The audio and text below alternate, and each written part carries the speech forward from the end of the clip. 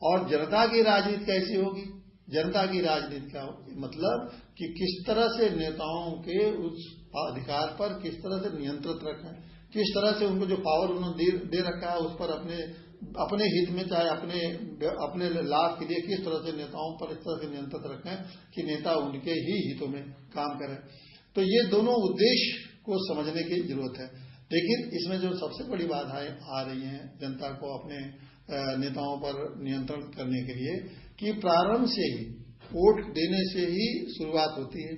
जनता vote देती है अपने अधिकारों के लिए, नहीं वोट देती है। नागरिक अधिकार जनता का सबसे बड़ा अधिकार है, लेकिन नागरिक अधिकार आजादी के बाद नागरिक अधिकार की नई देश में चर्चा हुई और न जनता ने इस पर कोई ध्यान दिया और न नेताओं ने जनता को ये समझाया कि आपको देश में आजादी के बाद आपके खुद अधिकार मिले हैं, आपको किसी जाति और धर्म के पिछलग्गू नहीं बनना चाहिए, बल्कि आपको अपने अधिकारों के लिए लड़ना चाहिए। ये जनता में इस भावना को किसी भी राजनीतिक पार्टी ने समझाई और न नेताओं ने समझाया।